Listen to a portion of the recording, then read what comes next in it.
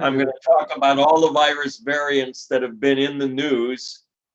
And I'm going to start with what we know about them clinically, and then which is all non-technical and probably what most of you are most interested in. And then I'm going to go back and talk about some of the technology behind those viruses, how we find them, how we name them, how we track them, how we keep track of them, and so forth. And I'm going to spring a few surprises on you at the end because there are a lot more than the 3 virus variants that are important that nobody's talking about yet outside of the scientific community and some of the researchers who've discovered them. After those first 3 slides, I've got a lot of other slides. And as I was telling people at the beginning, I have a tendency to keep my notes on my slides because I never know what the point is until after I've done all the research and put those notes together. And so the slides are more wordy and more complicated than they might need to be, but I'm not going to talk about all that detail. And as in the case of the previous virus lectures I gave, the slides will all be available after the fact if you ask either Lou or Don for a copy, and you can read all that detail yourself. Next slide, please.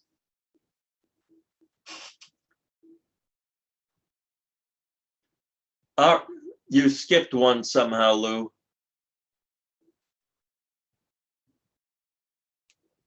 There it is. All right, so we're talking about variants, and all a variant is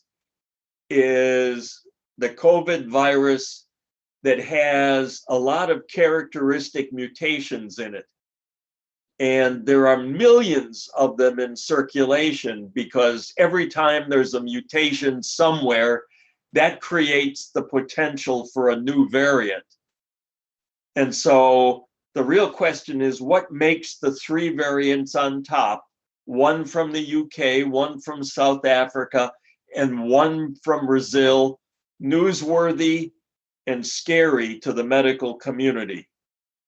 The thing that everybody focuses on in this country, in particular, because of the scientific names, is the fact that there's that red thing, N501Y mutation in the names, the scientific name of all of them. But that mutation's not important clinically because it showed up before the end of February of last year, and it's distributed worldwide and really didn't change the clinical behavior of the virus at all that we can tell. So what makes these variants important, and why are we suddenly noticing them? And there's really 4 major reasons, and I am going to look through those.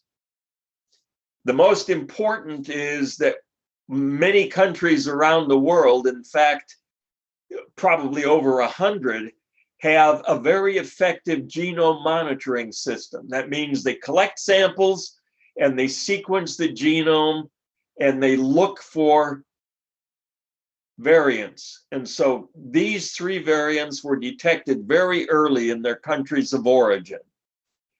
The second thing is, because all of these different countries have tracking or have monitoring, the variants have been tracked around the world.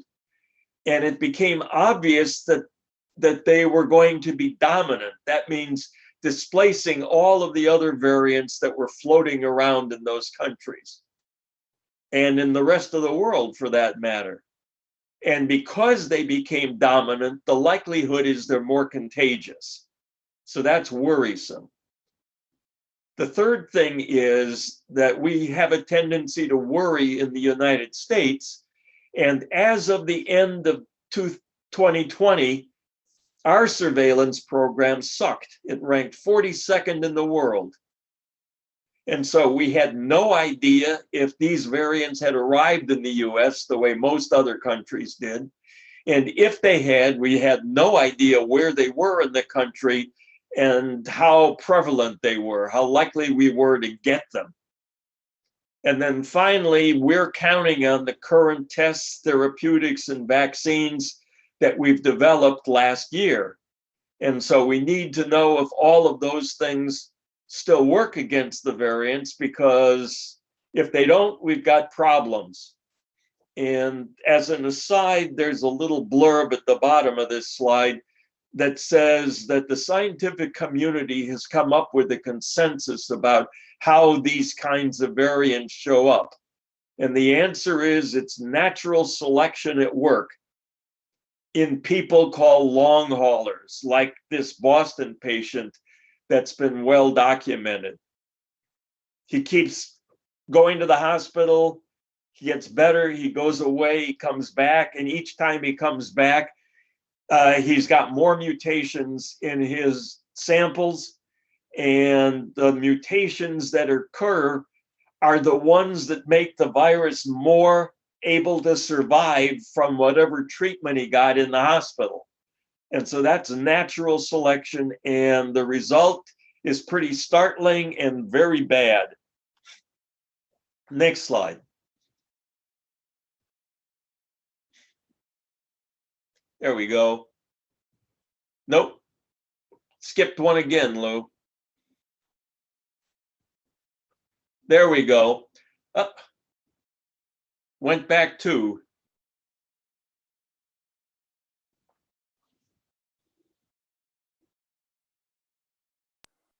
Lou, can we take in new people? There we go. That's the one. You went forward one. That's what we need. There's some things not working right about my keyboard here. I don't know what's happening, but I can't go just one at a time with the down arrow like I should. But we'll forge ahead. All right. Well, in any event, as I said, there are a lot of questions we want to know, and the most important one is how the variants affect vaccines, therapies, and tests. And at the beginning of the month, which is like 3 weeks ago, the FDA or the CDC sent out a bulletin saying we don't have a clue. Almost 2 weeks later, week and a half later, they sent out another bulletin. We're collecting information rapidly, but we don't know where they are. And then finally, just like yesterday, this is the latest, they've been doing these updates. These are the results from the sampling system that we have in the United States. We collect samples all over the country. Different researchers in those different states sequence the genomes and then send that information to the CDC. Now, this is not the total number of cases, but the relative amounts of each of the variants, UK, South America, or South Africa, and Brazil, gives us some idea of the fact that the UK variant is all over the country, and we've got a lot of cases. And the projection, in fact, is that it's going to be the dominant kind of virus we have in this country by the end of March. It's taking over. And it's that rapid spread that suggests it's more contagious that makes us worry about variants. Now, the most insidious one is the South African, and it's starting to spread pretty quickly, and we don't know which one's going to outcompete the other.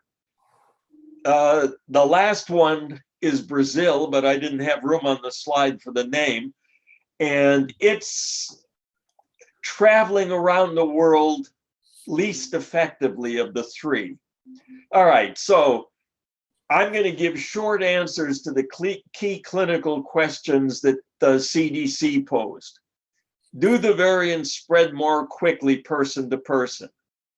The fact that they're becoming dominant, that they're replacing all the other viruses around, implies they're more contagious. But that doesn't tell us much. It doesn't tell us whether that's because they're more easily transmitted. That could mean that they're more easily carried on aerosols rather than needing droplets, and so forth. And if we don't know why it's happening, we don't know the most effective way to stop it, which is really one of the things we're interested in. Do they cause more severe disease? The UK government says that its variant has an increased risk of death. Fauci's a little more conservative, so he says that it's likely it's going to cause a more severe kind of disease, and we just assume, or should assume, that it's deadlier. Next question, do they respond as well to current vaccines? And the answer is the South African variant to AstraZeneca, definitely not. And that's the only one where we have an absolute answer, I think. And the question is, can we fix it? And the answer to that is a good one. Yes, especially the RNA vaccines are easily modified to either add to the vaccine that already exists for later shots, or they could be given as a booster shot to cover all of the variants, including the South African. Do they respond well to current therapies? Yes, for small molecule drugs like dexamethasone, because those don't depend on the genomic sequence of the virus for them to work. On the other hand, for monoclonal antibody therapies, like the one from Regeneron or Lilly, the answer is they probably aren't going to work very well to the South African variant. And it's going to be difficult to fix the problem because we need to isolate antibodies from people who have gotten that variant and then make new specific monoclonal antibodies to add to the mix that they already have. Another really troubling thing is, because we're just starting to get a contact tracing program together in this country, is that the FDA has already said it's done some testing and tests have problems. Especially, I can give you one example, one test made by Thermo Fisher. It's a PCR test and it misses a huge number of positives. And the answer is because PCR tests, the ones looking for infection, depend on the choice of the target sequence that you pick. And if the target sequence, the genome sequence, is different, the way you run the test isn't going to work. And the tests that determine whether you have antibodies, like have you been infected and recover, depends on that sequence as well. And those problems in tests are very difficult to fix. You need to design new reagents, and then because they're chemicals, they're not easily reproduced, so it's time-consuming to manufacture them in large quantities. Next slide, Lou. Good luck. There we go. All right. So vaccines are the things that we're most concerned about, I think. The other ones we can live with, this one we can't. And so the problem is that the vaccines that have already been approved, although AstraZeneca hasn't been approved in this country, the trials for those 3 vaccines were conducted before the end of 2020. And so there really weren't very many variants floating around in any country. They just hadn't become common enough. The other thing I want you to keep in mind when you're reading statistics for any of these vaccines is that the trial objective for the first 3 was, do the vaccines prevent death or serious infection? That's all they looked at, and there are a lot of other objectives that later vaccine trials have tried to include in order to develop some information that gives them a niche in the marketplace. And so that Moderna and Pfizer 95% efficacy means that they do a good job at preventing death and serious infection, which means hospitalization.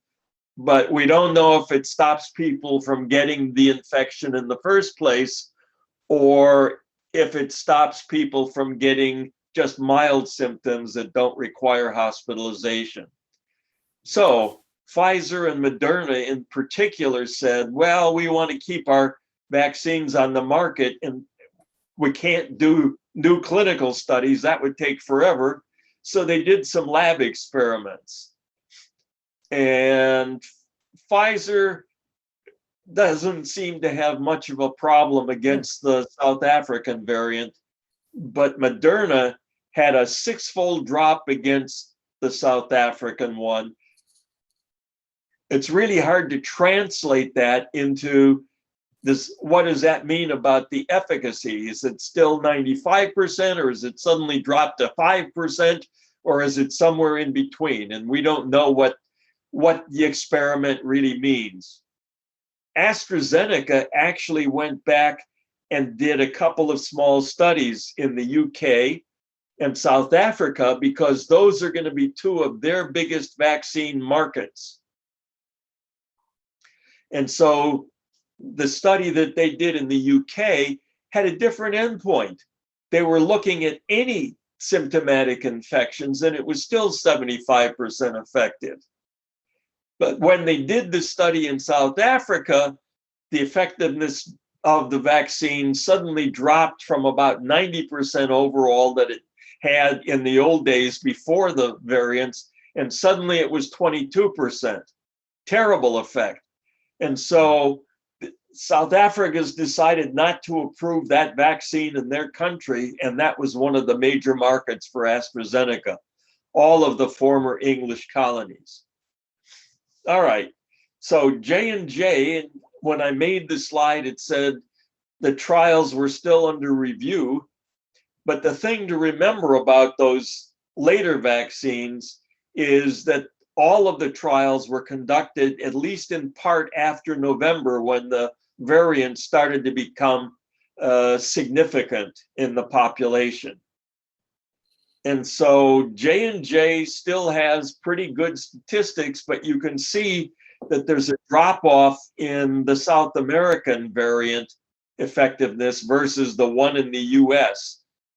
But those are against moderate to severe disease. There's still no effect against severe disease that causes hospitalization. Novavax actually started even later, and it did trials in the UK and South America and South Africa, in addition to other countries. And you can see that it's got a big problem with the South African. And then the same thing is true of the Chinese virus produced by their biotech Sinovac. And it was 90% effective in a country like Turkey, but only 50% in Brazil. And so the likelihood is it's going to have a real problem with any of the variants, except maybe for the UK one, every place in the world. And that's a real problem for the Chinese. And the clinical trials are supposed to answer a couple of other questions, but the key one is, how long does protection of the vaccine last against these infections? And the answer is the original 2 to 3 month trial that everybody ran doesn't answer that question. But all of the companies plan to follow participants for at least 2 years to try to answer that question. But unless they see a problem, the answer is going to be, we don't know, for a long time. And one thing to keep in mind is that there are already 6 human coronaviruses that are worldwide and endemic. They cause colds to pneumonia in people all over the world all the time, including in the US.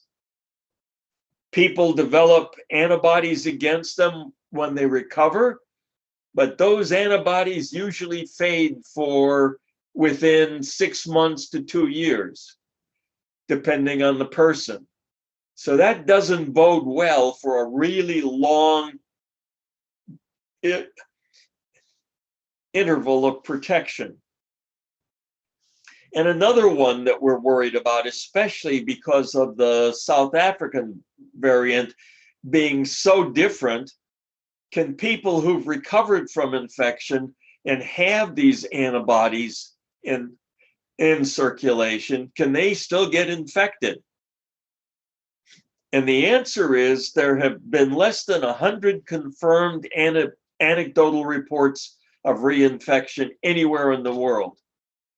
On the other hand, the Colorado study, and I'm not going to go into the details, estimated that reinfection could occur in up to 0.1% of the people. And that's a lot of people when you're talking about hundreds of millions. Next slide, Lou. All right, so that was the totally non-technical part. And for anybody who needs to leave or is going to be bored with the rest of the talk that I am going to give, which is leading up to those 3 slides, do you have any questions?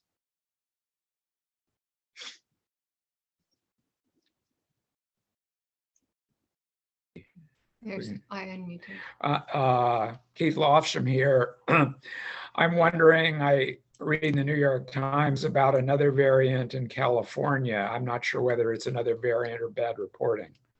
No, it's another variant. And unfortunately, I have slides about the other variants, and there are a lot of them that we're not talking about, including the California, including ones in Nigeria and a whole bunch of other countries that are just coming to the fore. And the real other problem that's showing up is there are enough of the variants that I just talked about in people now that those variants are starting to become variants of variants by developing new mutations. You know, it's this survival of the fittest, natural selection kind of thing. They're becoming even nastier than the 3 that we were just talking about. And they're also yeah, rather recombinant, all of the different variants if they get in enough people to get multiple infections. Yeah, well, we talked about that a couple of times.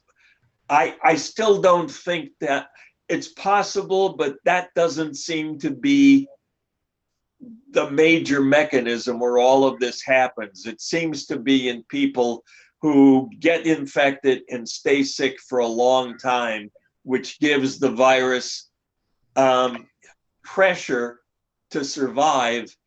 And in response, it starts developing new mutations that protect it against whatever those people that are long haulers are getting as therapy. In any event, I'm going to forge on, and it's clear from the time that I'm not going to be able to finish the whole talk today, but we can see what happens later. I'm going to, these are more technical slides, but I'm going to try to skip the technical part and just get to the point of the slide so we can go through them. You've seen a version of this slide before, what the virus actually looks like. The only thing I'm going to point out in the illustration on the right, besides the fact that it's a pretty good one in terms of the shape of the spikes that it's showing, is this is the outer envelope of the virus. So the guts of the virus, where the RNA is, and the nuclear capsid, which is inside this envelope, you can't see, and you also can't see it in the actual photograph taken on the left. Next slide. All right, you've seen a version of this slide as well. The fact that mutations occur very, very, very, very often in coronavirus compared to all the other kinds of viruses there are. And what's in black is why that happens. So the real question I'm going to pose and try to answer is, if mutations in viruses occurs so often, and variants are produced so often because variants are just virus with unique mutations. Why are so few of these variants important? Next slide. All right, so another thing we need to think about is when we talk about mutations, we're really talking about changes that occur in the nucleotide sequence of the virus. And there are almost 30,000 nucleotides in a row in that RNA sequence.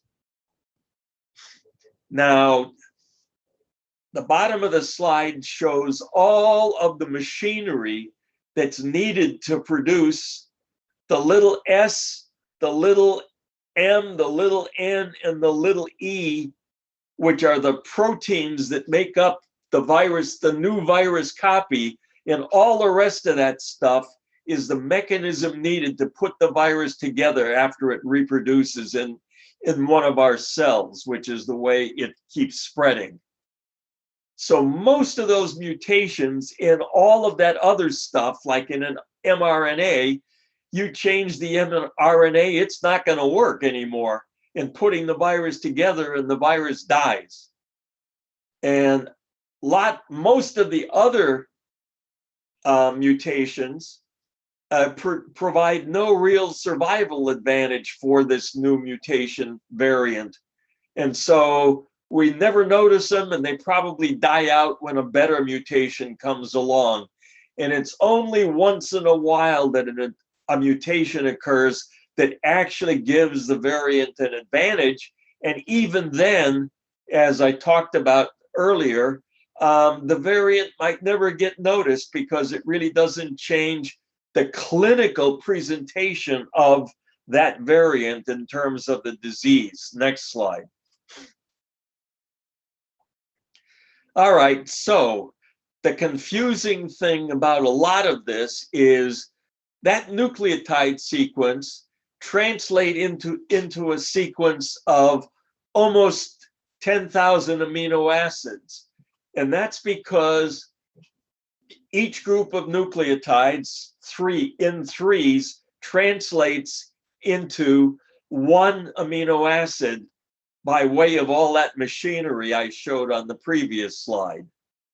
And a mutation of one nucleotide in one of those three in that sequence changes one amino acid. And there are exceptions, and they're in the footnote at the bottom, but that's what's going on.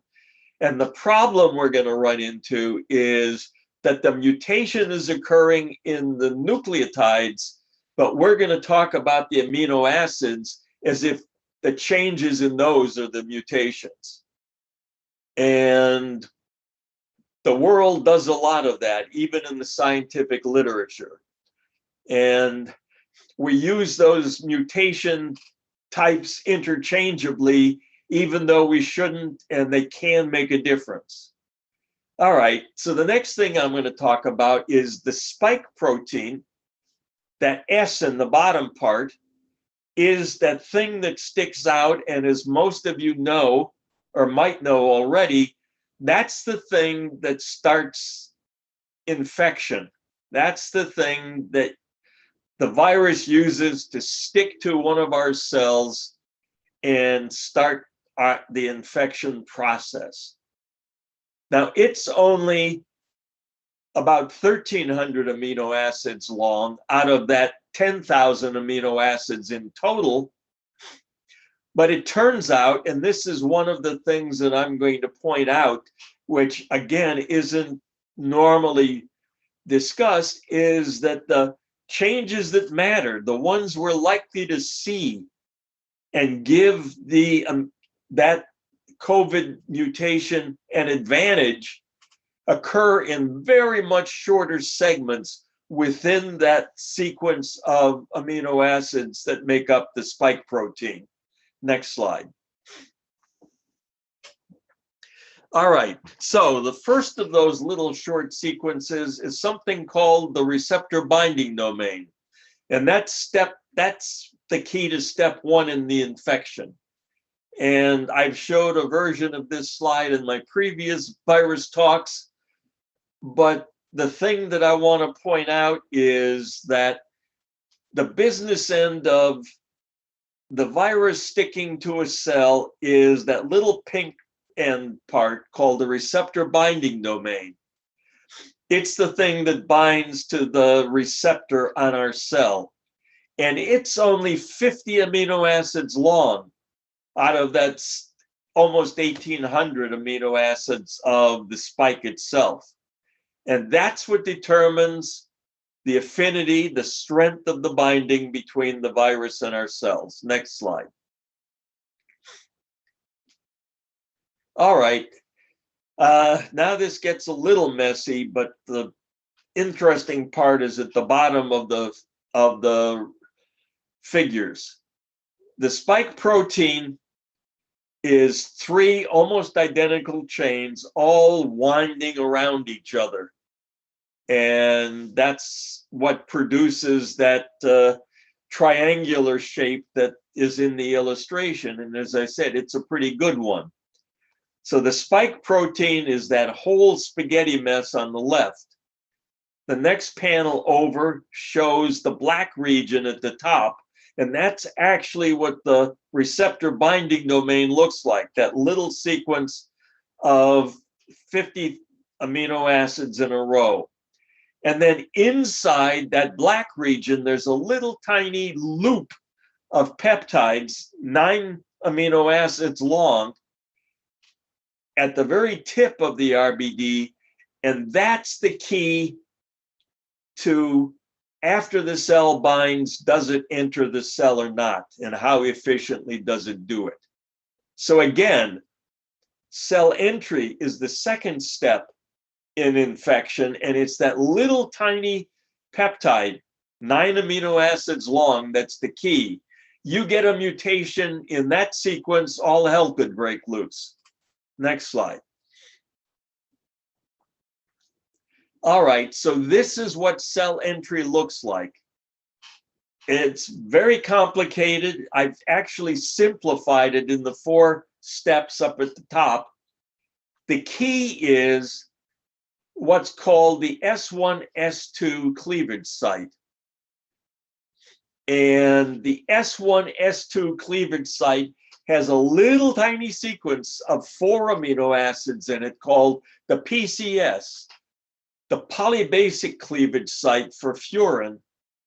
And that's what determines how efficiently this key step number 2 occurs. And then all kinds of things happen. But the bottom line is, at the very end, you produce a little fragment called S2 prime.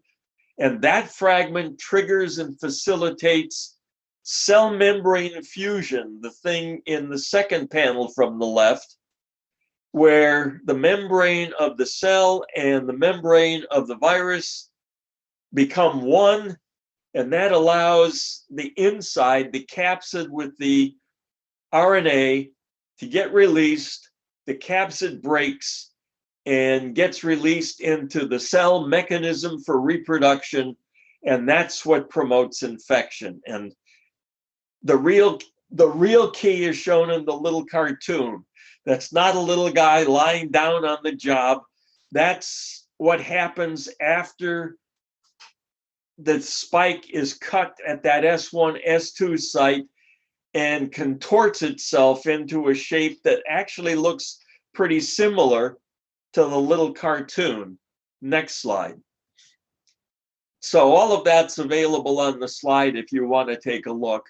But the real key is, what does the S1, S2 cleavage site look like? So it's not a very long segment either. It's 9 amino acids. But see the little black box in all the letters down there? That's the PCS. And the PCS has 4 amino acids that are unique to the COVID virus. They're not present in other COVID viruses for animals or for people, with one exception on the bottom. And so all of those other viruses have to use different, less effective mechanisms to get their RNA into a cell, even though some of them, like the SARS virus, has the same receptor target, that ACE2 receptor, as COVID's virus does. And so because of that, the cleavage site becomes polybasic, which makes it much more favorable for furin to cleave at that S1, S2 site. All of the other viruses have to use a totally different enzyme system and different receptors to make all of that happen. Next slide. So that's the key to step 2 in the previous slide. Next slide, please. All right, so next question. How are mutations found? And now we're going to talk about amino acid changes as if they're mutations, but we know better. So how do you do that? You get a whole bunch of samples from a whole bunch of people, preferably from the same place, and you line up all the amino acid sequences. Unfortunately, these days, there are computer programs that do all of this work. And if you line all of them up like that and you look down the columns in all of the different amino acid positions in the spike sequence in this case, they're all the same, except in position number 614. And all of a sudden, there's 2 different kinds of letters, D's and G's. Well, in the virus, they're supposed to all be D's, but suddenly what's popping up are G's. And so what's happened is the amino acid at 614 has changed from a D to a G, and that's named that S:D614G. And we just call it D614G. And really, if you look at the code that geneticists use for the amino acids, because it's hard enough to put 1 letter in there, let alone 3, that's an asparagine to glycine change. All right, next slide. So that's pretty straightforward. Now, I picked that particular mutation on purpose, because if you look at the illustration on the left, what you see is that that amino acid change are those blue dots. And so they're not in the receptor binding domain, the part that I said was important in the spike. They're buried inside it, but they still affect the shape and binding and contortions of the spike as it's trying to enter a cell. And so even though it's a mutation that's not in the RBD, some mutations in the spike can make a difference. And in this case, they made a big difference because this mutation showed up in the virus in February. And by the end of June, it was the mutation in all the viruses around the world. So it really had an advantage. And experiments have shown that it actually has an 8-fold improvement in cell entry. So even though that's not in the RBD, the part in step 1, it affects step 2 in a big way. And suddenly that made it dominant. We didn't know about it until July, however, because it didn't have any effect on the clinical presentation of the disease. And that's what we normally are looking for when we talk about variants that are worrisome. Next slide. All right, so as I said, early efforts weren't very successful because there weren't a whole lot of genomes and there weren't a whole lot of tools that automated the process. But these brave Italians, at actually much earlier than August, because it took them a long time to do the work, they compiled over 48,000 amino acid sequences from what was published in the literature. A few of those were in databases, but all the databases were scattered around the world and they weren't compatible with each other. So this took lots of work on their part, looking for mutations. They found 4. We were just saying that, COVID produces millions of them in the space of a month. They found 4, but they were significant enough ones that the variants who had those mutations in them had different properties that gave them advantages over previous virus sequences that didn't have the mutations. And they called those variants strains in those days. And so here's a sequence of all those strains when they appeared around the world. All right. The important thing is that by mid-March, the G strains, the ones in red, pretty much dominated, and all of the other 3 strains disappeared. So those G strains became dominant. And it turns out those G strains became dominant because of the D614G mutation that we just talked about. So lo and behold, that's how the mutation was found after the fact. Next slide. Now it gets a little racy. It turns out that these early strains are called clades, and this circle is a modern, pseudo-modern, used to be modern representation of those strains. Each sector in the circle has a letter in it, which is the name of one of the strains on the previous slide. And each of those clades, sectors, has the mutation that gives it its name and makes it different. So G was the one that appeared first, and it has that D614G mutation. And then if you look at GH, which came later, it's got an added mutation, but it's still got that one, the 614. And if you look down here, L was the first strain that was found in Wuhan, and it didn't have any mutations that the Italians noticed. And so everything came after that. And this wheel this circle has a lot more information. It has additional mutations represented by all those rays. Those lines radiating from the center are color-coded so you can tell where added mutations occurred in the world.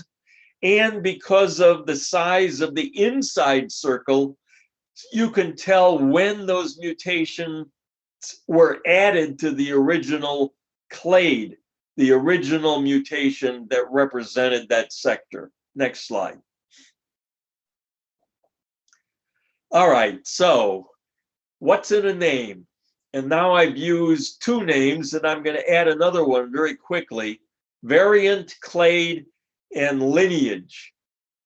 And it turns out that those 3 words are used ambiguously and therefore interchangeably, even by scientists. And you can go crazy because of that.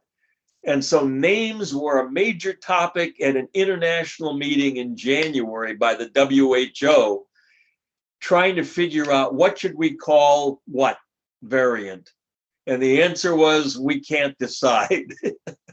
And so there's 2 major names, and they're both important. And variants have both kinds of names, even in the scientific literature. So if you're trying to follow a particular variant as information develops about it, you have to understand what the names mean and what the differences in what the names mean in order to understand the kind of information you're likely to find in the article. And there's 2 major types. One type is over on the left. It's a clade name, and it comes from next strain. And the other is the name that I used in that very first slide, for the UK variant, and it's a lineage name from a program called Pango. Next slide.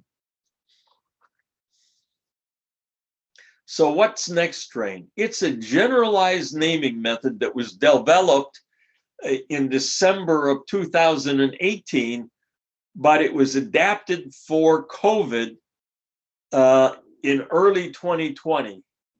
And it's a computer program based system, but it has all kinds of other information in it.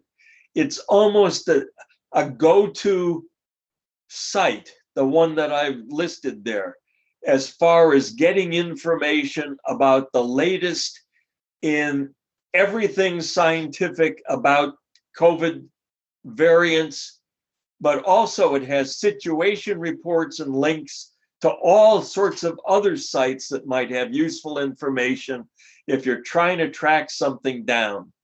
So next strain is a clade name, and a clade name is assigned when a new mutation occurs in more than 20% of collected samples. Doesn't say where those samples have to be collected from. It doesn't say when the new samples were collected that have that mutation in them.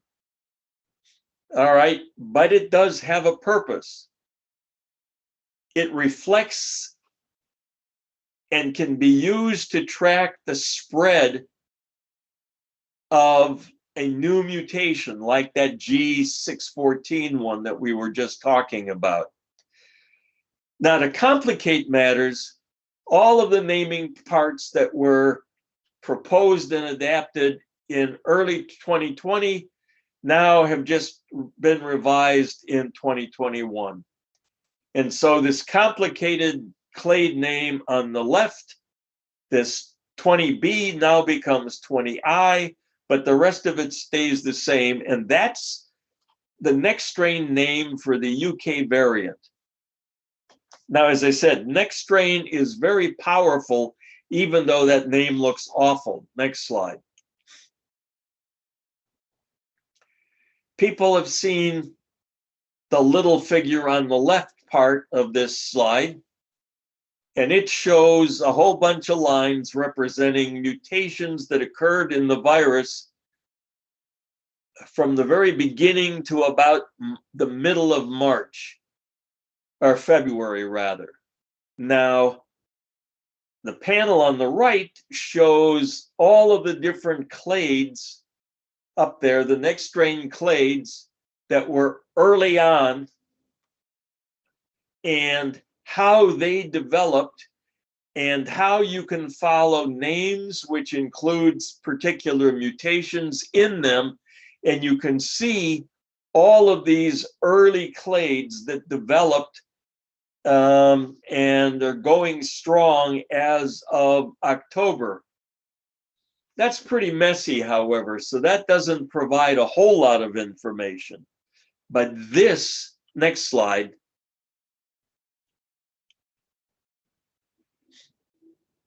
this is not too important, but this shows in words how you can follow the history of a clade, and one related back to the strains that the early Italian effort found.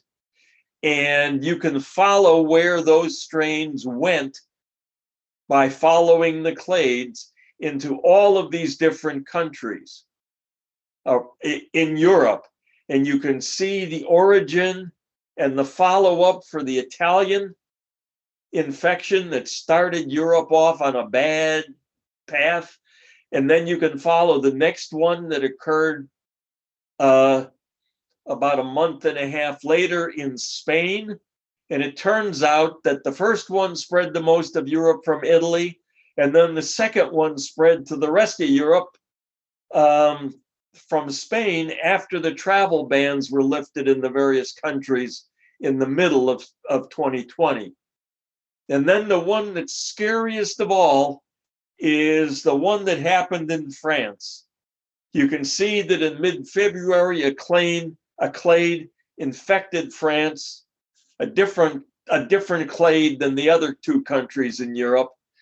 And it spread to Germany, but not to Italy, because Italy had its own problem and its own very effective variant.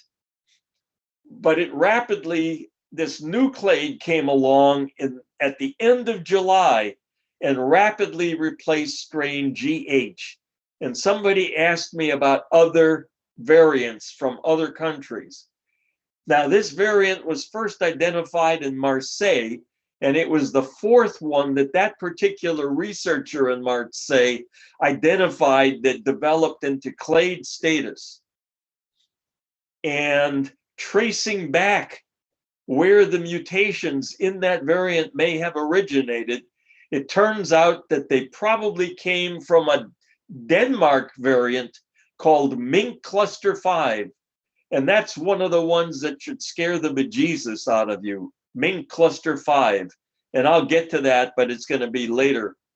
In any event, it has this nasty new mutation in the RBD. Remember, I said that a mutation in the RBD is the place that could have the biggest effect on the properties of that mutation, of that variant. Well, it did. And it radically increased the affinity of that first step in the infection.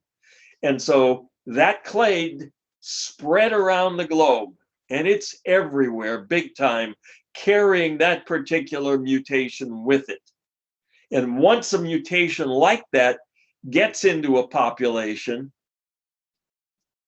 people can have infections by two different variants, and then they get a chance to do what somebody suggested. The mutations in those two variants get a chance to combine, and suddenly you have a super variant with the mutations from both of them. And that's how even nastier variants arrive. Next slide. All right, but this is the way the tracking capability of the next strain clades comes to the fore. Here you have the original mutation of a particular clade, that one that spread from Spain to the rest of Europe and then to the world. And those were the mutations that sort of defined that clade, gave next strain the reason to give it a new name. And then there it was originally in Spain over on the far right. And then what happened is very soon it added a new mutation, that G21255C. And we could track where it went from Spain, which countries, and there's the color code. And then subsequent branches going down, each one represents a new mutation that was added, and we can tell exactly what countries it came to because of the genomic tracking systems in all those countries, identifying which variant of that clade had which of those mutations added to it. And you can look over here on the panel at the far left on the top, and you can see that this didn't just spread through Europe. It's got Australia, New Zealand, Singapore, Hong Kong. So it spread all around the world, not just in Europe. And we can tell that from this kind of phylogenetic detail. It's basically an upside down tree with time. And it's very hard to read, but it's the only way it fit on the slide. Next slide, please. All right, so now that was next strain. Now we're going to talk about Pango. And Pango was first proposed in April 16th of last year, but the paper never got approved for publication until the middle of July because nobody believed that this technology could work, and so they wanted evidence. And these scientists have a sense of humor because they named the computer program that is used to track the mutations and name new lineages. They called it pangolin, after the animal that they think was the intermediate between bats and humans as far as the species transfer of the virus that probably originated in a bat and then transferred to a pangolin and mixed in that pangolin with pangolin sequences of COVID. And then that got transferred to humans where it could take root because suddenly that mutation set could bind to our ACE2 receptor and start the process of infection. So the key thing about lineages is they track the start, sort of, and the movement of a new mutation, evolutionary changes of COVID, as long as when things start are understood.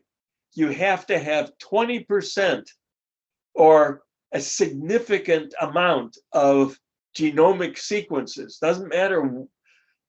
They have to be collected in a new geographic area.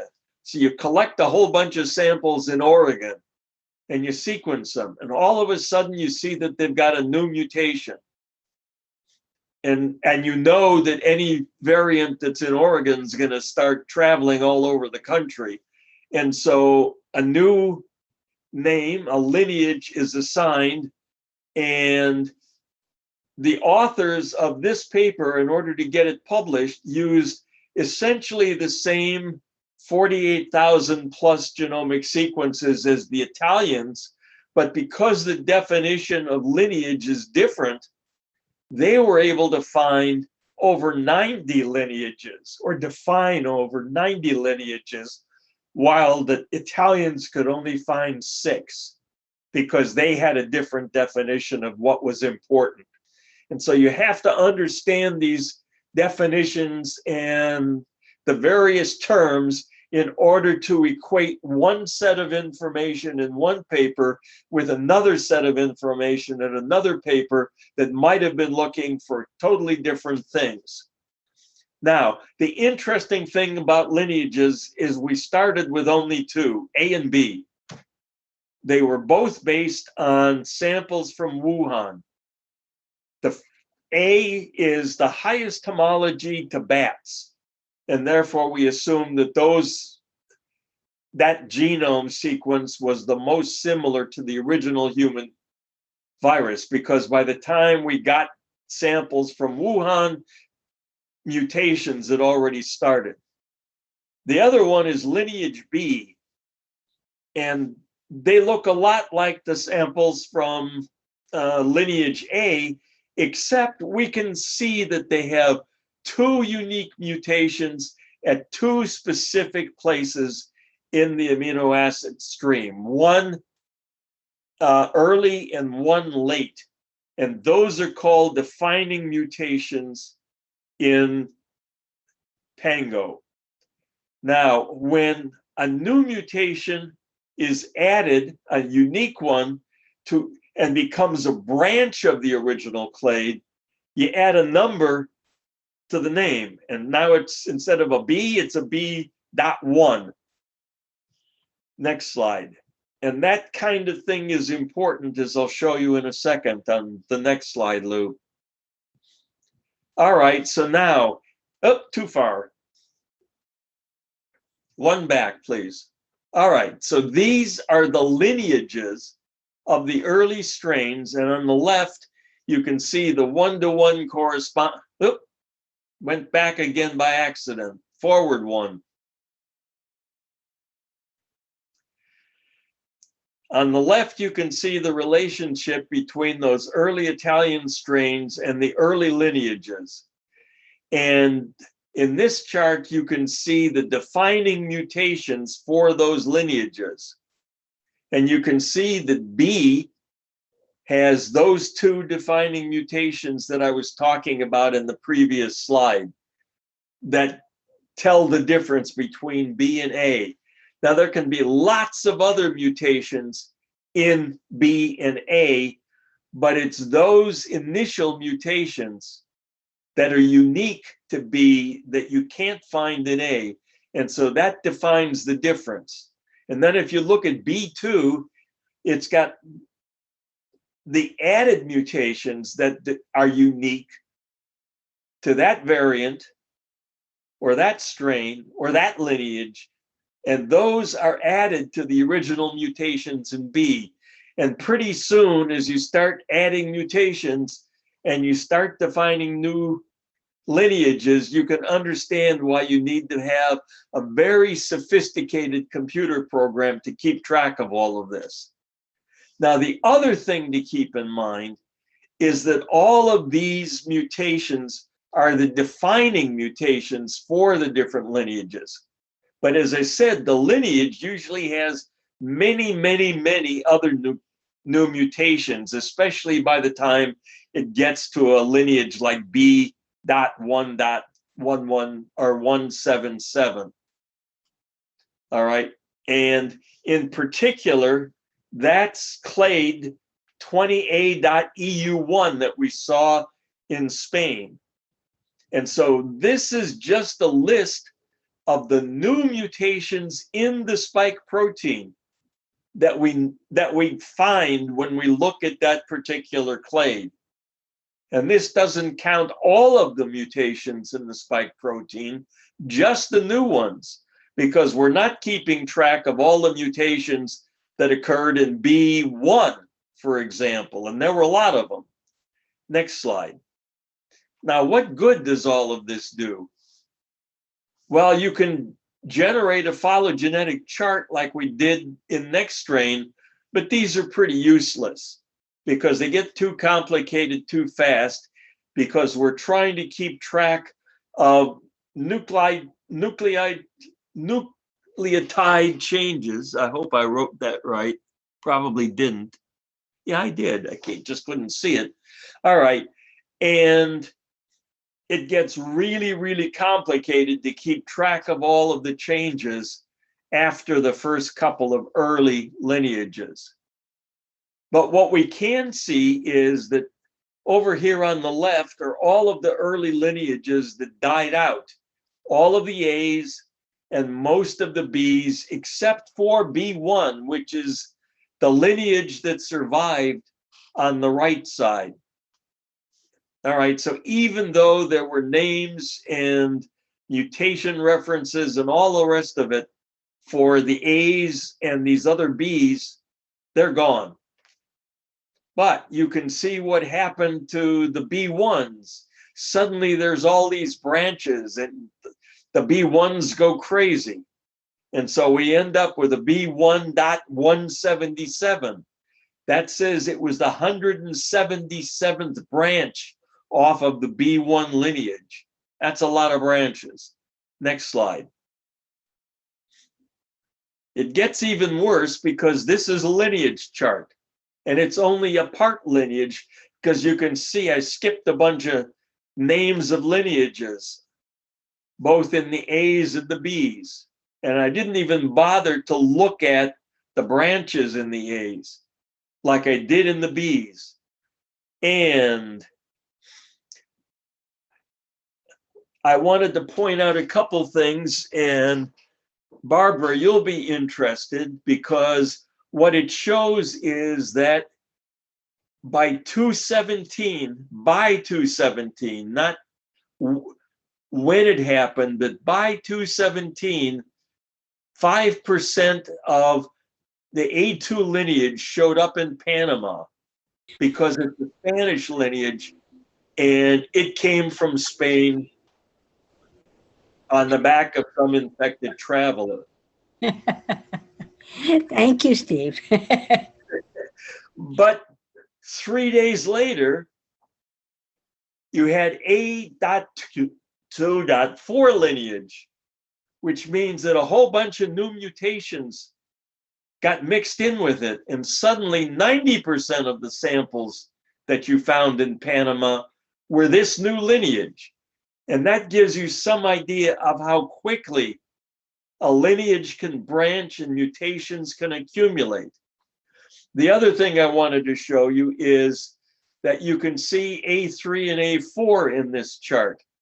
And so it says at the end of January, there were 85% of the samples in the US were this particular lineage.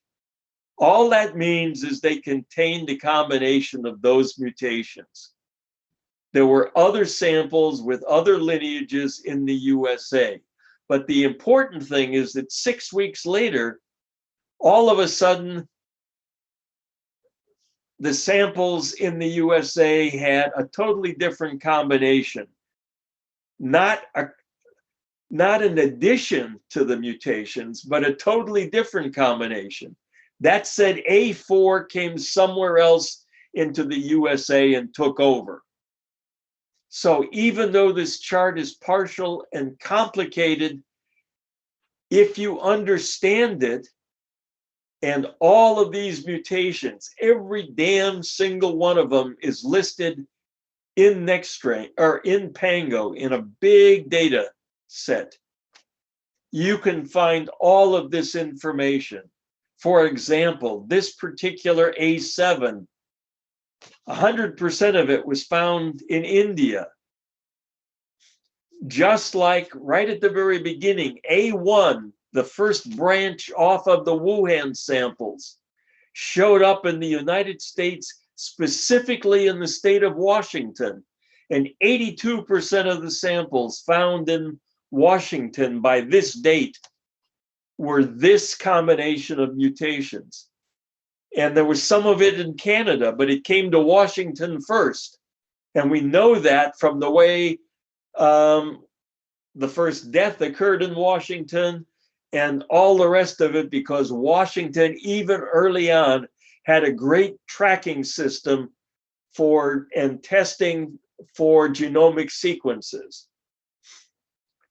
If we look at the bottom, on the other hand, on the eastern side of the United States, here's the B1 lineage. And at about the same time, it's 46% of all the samples in North America. And we know that lineage came, or that particular combination of mutations originated in Italy and showed up in the United States. And so we know exactly by looking at this lineage chart, which keeps track of all the mutations, we know how the virus came to the United States and that it came with different combinations of mutations on each of the coasts from a different source. All right, and if you look down here at B192, and for some reason, I'm pointing at my own slide that you can't see, you can see that by, what is that, the middle of April, in Virginia, there was a unique lineage.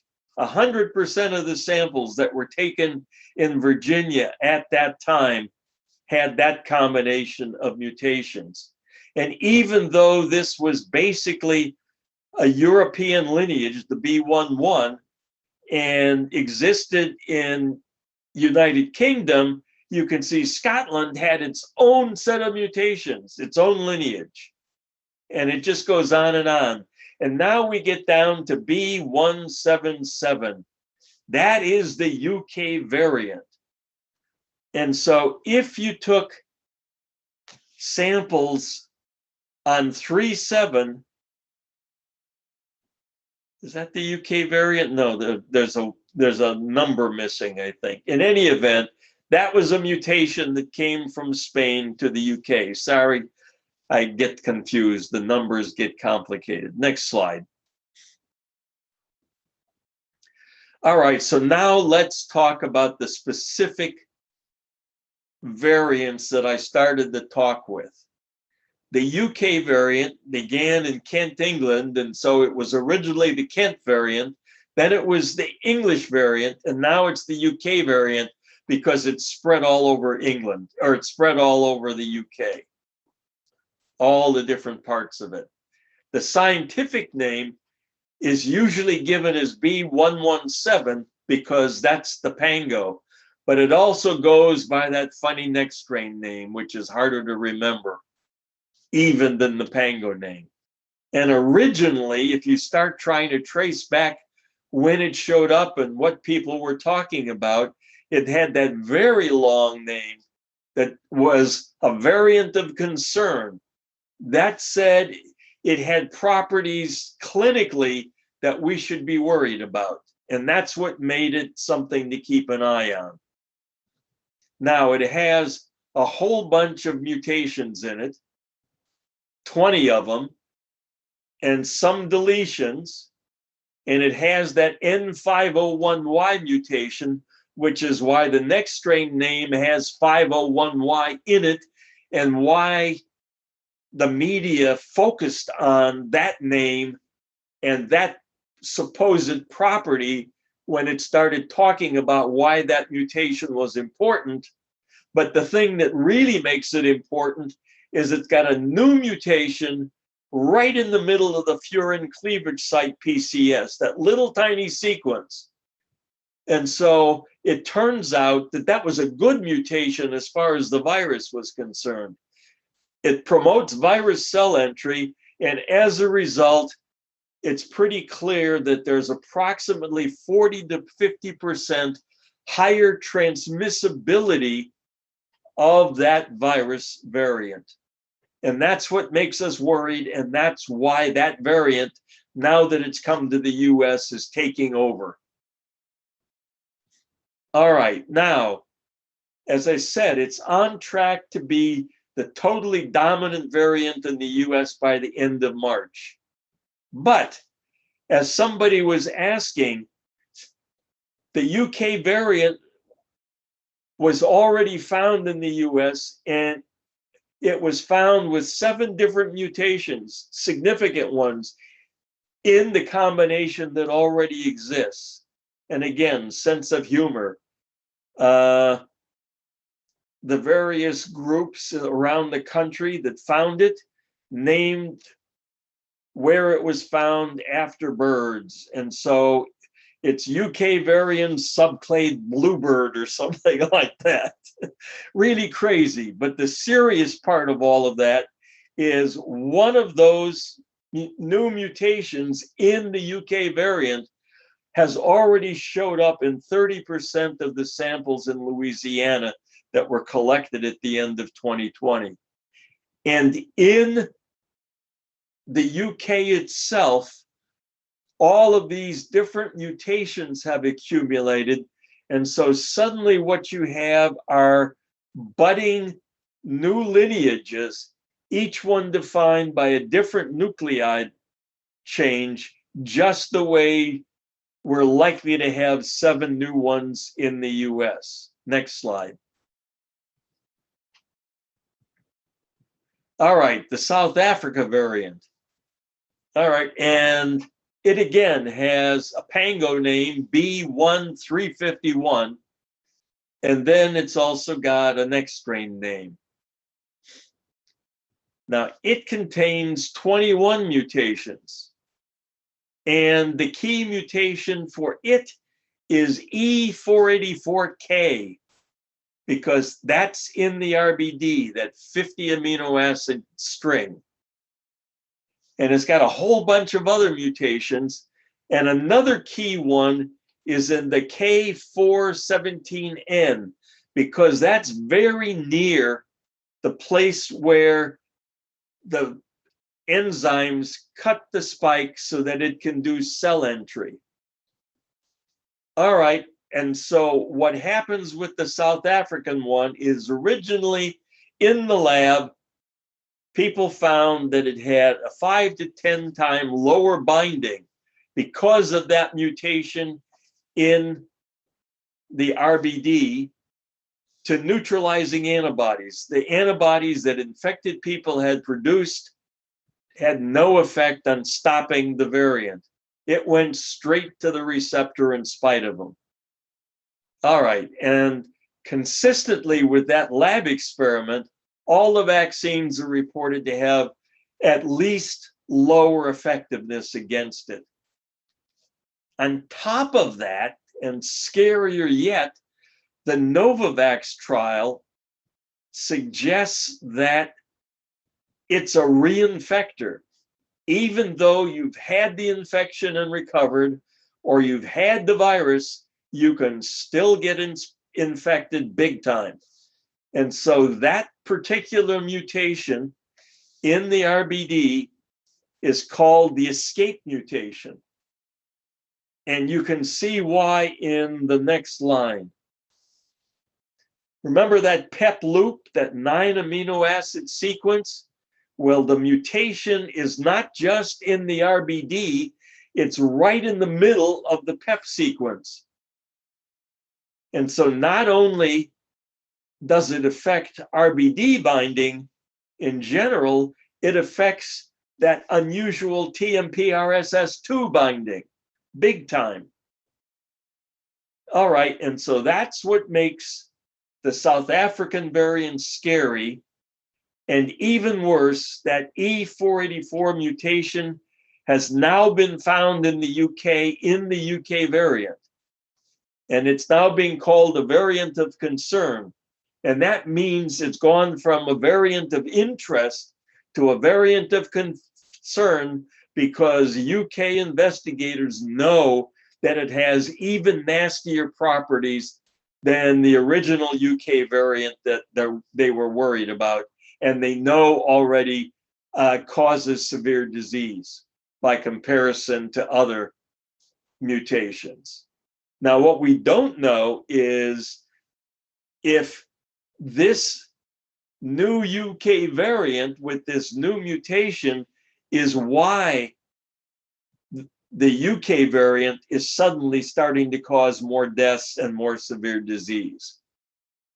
Because again, the connection between the two ends of people looking in the UK and people working on the South African variant hasn't been made, because instead of E484 as the mutation that should be in the name, the next strain name is still focused on 501. And that creates a big problem in communication. But the point I wanted to make is what I was saying before about these little tiny segments having big effects is shown up in spades in the South African variant. Next slide. Then there's the Brazil variant. And it's a Johnny-come-lately, so we don't know a whole lot about it. We know a lot about it, but we don't know a whole lot about it. Because it was first discovered actually in October of 2020 in some Japanese that had come back from Brazil. And that's why if you look at the name in next strain, it has a J for Japan in it rather than a B for Brazil in it, because it was originally found in Japanese samples. But it was reported in Brazil big time at the end of, that should be 2020, not 2021. So it was reported at the end of last year. And to confuse matters further, it's called P1, so you don't have a clue what lineage it's from. And the reason is because the B1128 lineage has so many other lineages that start with B11 that you couldn't keep track of them all. So once the number got so big, instead of 28, they just said the whole thing should start over, and they called it a P. And so now the Pango name doesn't tell you anything unless you know what the P means. But the next strain name is just as bad. And the answer is all of that's going to get sorted out once we have more information about it. So the key is that it's got the E484 mutation in the RBD, which is really in the PEP42 loop, which is the key to cleavage and cell entry. And now it also has a new spike mutation, K417. And it's got two versions of K417 mutation. One that gives us an N that's already showed up in other places, but another one that gives us a T. And we don't have a clue what that one does. But the scary thing about the Brazil variant is that it looks like it can cause reinfection in people that were previously infected and recovered. And now finally, P2, another variant off of this original lineage, has the 484 mutation in it, but none of the others, including that important K1. And that says that this 484 mutation is propagating independently around the world, just the way we saw the 614 mutation propagate around the world. But because the 484 has some really nasty properties that it gives to variants, all sorts of bad things can happen. All right, next slide. I'm almost done. I'm sure, I don't know if anybody's still with us, but if you are, you're brave souls, and I appreciate. All right, so here's the Denmark variant. And this is a very scary one for a couple of reasons. It first was found in mink. COVID get mink, but unlike other animals, like felines, cats and lions in particular have been found to catch COVID, mink can get sick and die from COVID, from their COVID, not from COVID-19. All right, and so mink farmers don't like their mink to die, and so they wanted to know what was going on. And back in June, they collected a whole bunch of samples from a whole bunch of mink farms, and they sequenced them to look for new mutations. And they found 2, plus a deletion that's also found in the UK mutation or variant. And so those 5 mutations together seem to be the predominant variant in the mink on the Danish mink farms. And they were called variant mink cluster 5 because there were 5, or C5 because there were 5 mutations that were unique. And it turns out that even more scary, that mink variant jumps to people if they were in close contact with mink. Now that variant in people is named variant C5, but God forbid the Danes have their own naming system, and so it's also called Delta FVI spike. And I have no idea why they insist on having their own naming system. All right, so nobody got too worried until the WHO tested variant C5 and found that it had moderately decreased sensitivity to neutralizing antibodies.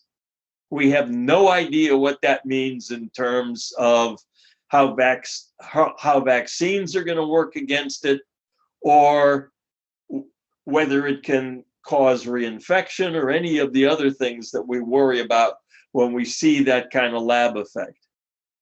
In any event, to prevent it from spreading to more people, Denmark by the end of December killed 17 million farm minks. But it didn't do any good. By the end of the next month, COVID in mink was reported on more than 20% of the Danish mink farms again. And it was reported in 5 other European countries, including in the US mink farms, and it was being found in wild mink in Oregon. For those of you who saw one of my earlier talks, that means mink have become a COVID-19 virus reservoir. And unless we stamp out all the wild mink in the world and all the mink on farms in the world, we can't stop that from transferring a COVID that infects mink to people, because we know it happens, and we know it happens on a fairly regular basis, but not easily. So that's the good news. The transfer doesn't happen easily. But also by the end of January 2020, Denmark had identified 170 mink cluster branches, including 7 new spike mutations that turned those branches probably into new lineages, where each of those new lineages is going to have different properties, which, go back one, Lou, almost done, which may become a problem clinically. On top of that, we know for sure that some of these variant branches are co-circulating in humans and mink in Denmark. And worse, that the mink cluster 5 mutations have recently been found in human samples from the UK. And one of those that I want to point out is that L452R spike mutation. Next slide. We're almost done. I think I've got 2 more. All right, so now here's the California variant that you were talking about. And it's got some weird numbers. It's clade 20G. It's got a Cal 20C, so not quite a next strain lineage name yet. So that's provisional. And then we know it's a B149 lineage. But look at the problem. It's got the Denmark mink mutation that I just pointed out in the spike mutation, or in the spike protein, and 4 others as well.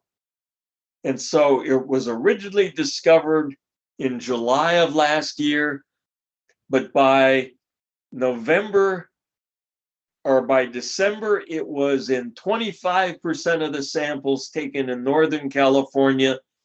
And by the end of January of this year, in 50% of the samples taken in Southern California.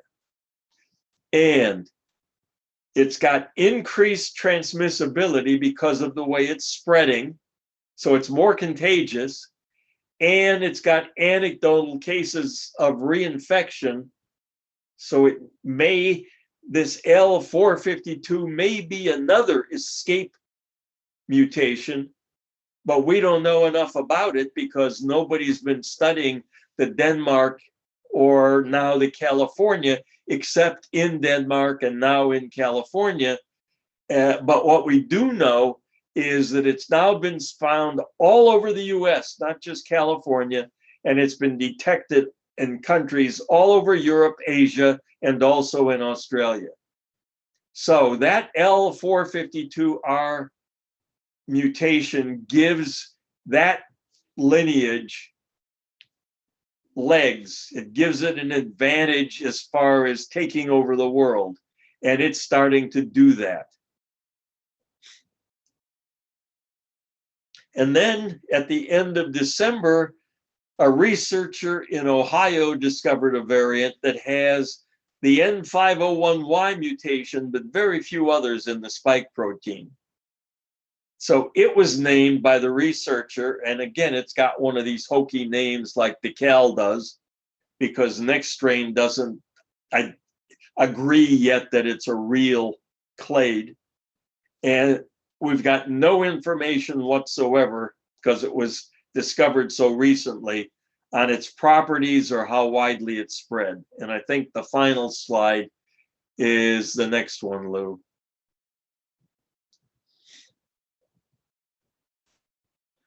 All right, and then finally, there are the Nigeria variants.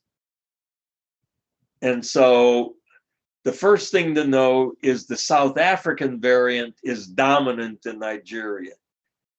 It's the one that's taken over and spread throughout Nigeria, which is not an easy job because of what Nigeria looks like, how big it is, how many different parts it has, all of the political conflicts involved, and so forth.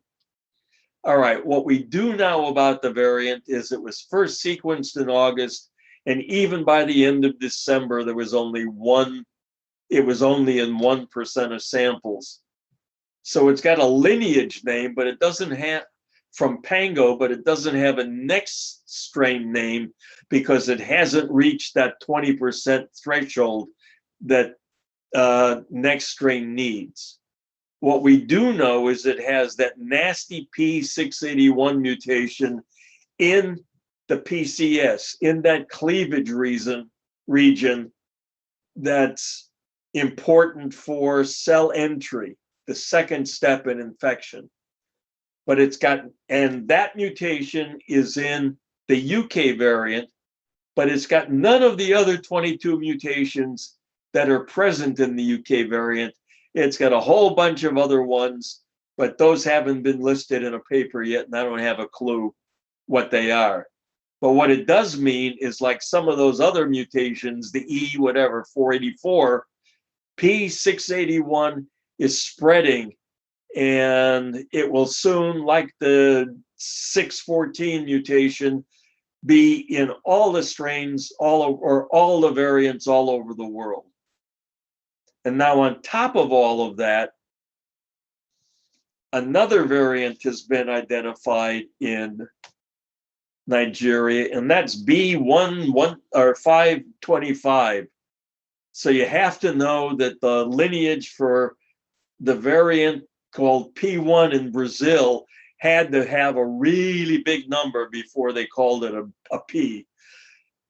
All right, so it was it was detected in the UK originally, and UK gave it its own name because it was one particular researcher and he had to call it something. So it became UK 1188. So it was the 1188th variant that he found in his program. So it was first found in the UK, but basically that variant is taking over Nigeria. So it's displacing the one above it. And it's spreading around the world as well. It's been detected in at least 16 countries. And the thing that seems to make it unique is it's got this new F888 mutation, as well as the 484 mutation. So it's got a double whammy. And again, we don't know anything about what the 888 mutation does to the properties of the virus, let alone does to the clinical properties of the virus, like how it might affect vaccines, as an example.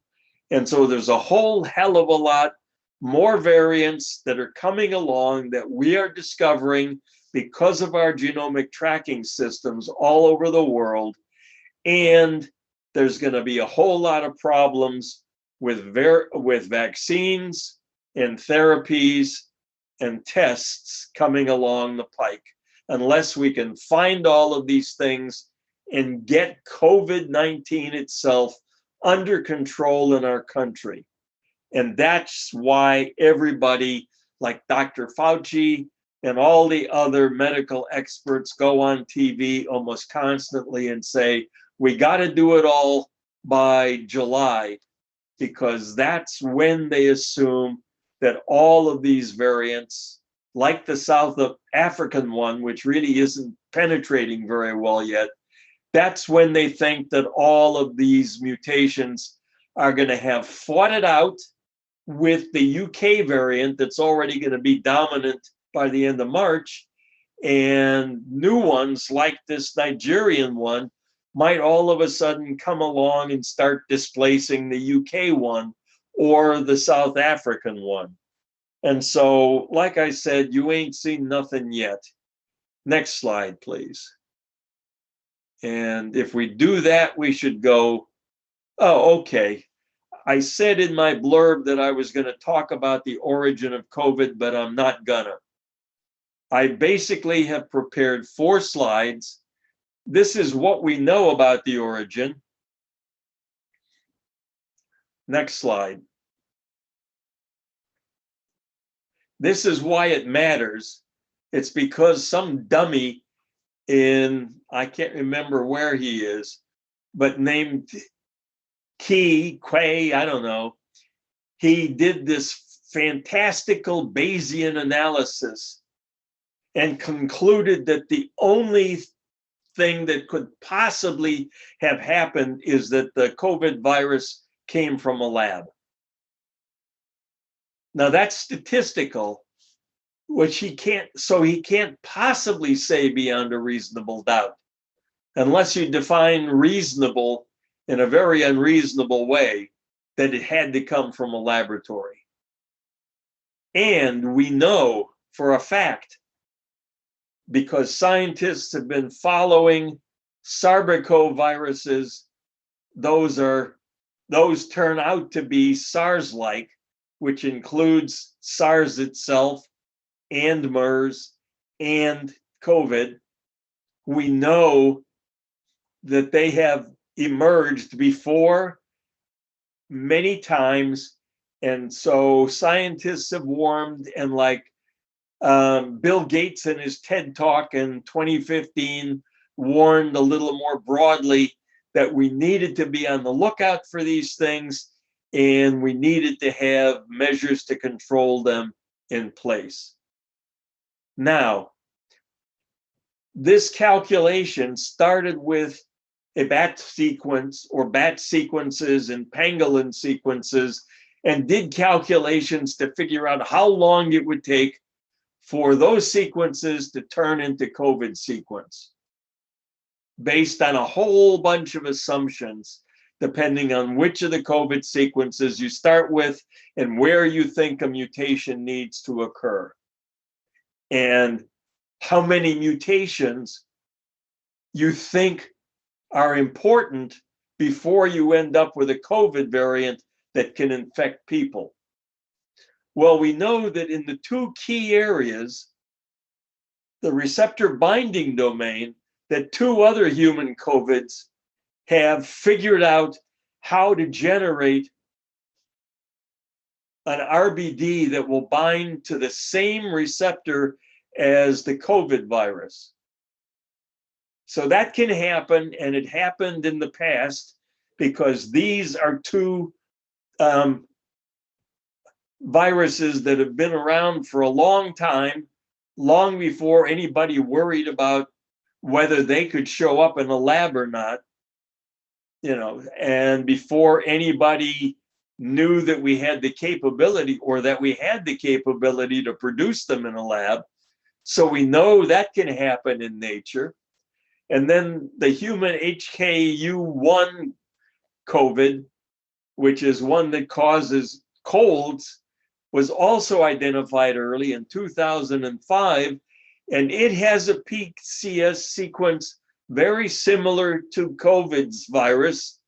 And I showed that to you on the slide along with the COVID virus. It doesn't have exactly the same PCS amino acid sequence, but it's got one that's very similar. And the important thing about it is the difference doesn't matter because that sequence has become polybasic and facilitates furin. So there's more than one way to skin a cat. And once you have that sequence and you can get it into humans, there's no stopping it from turning into COVID-19 virus itself. All right. So if this pandemic was due to natural transmission from another species, we can expect similar things to happen in the future, and we need to prepare for the next disaster. And now I'm sure, oh no, there's two more slides, and I'll show the next one, please, Lou. The other thing I did was throw together a couple of slides with a timeline to show how COVID-19 became a political issue. And as I said, SARS came along and MERS came around.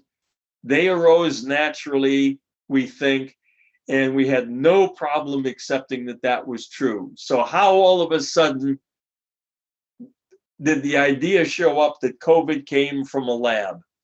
And it all started with a Washington Times article, as far as I and other people can tell, that was published at the end of January of last year. based on an Israeli intelligence officer's comments. He said that the Wuhan Institute studied SARS and other coronaviruses, and he assumed, therefore, that that was a China's biowarfare lab. And so it could have originated in that lab. There's no evidence that the Wuhan Institute has biowarfare associated with it. Even after these days, all of the inspectors went there and looked in detail at the program and what they were doing with coronaviruses, because it does a lot of other kinds of infectious diseases too.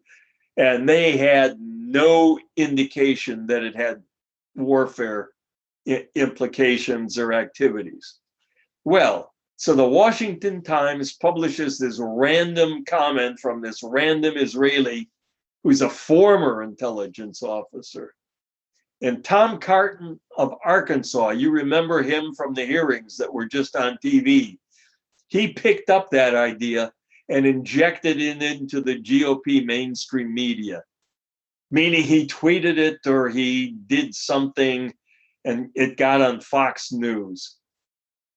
And off it went.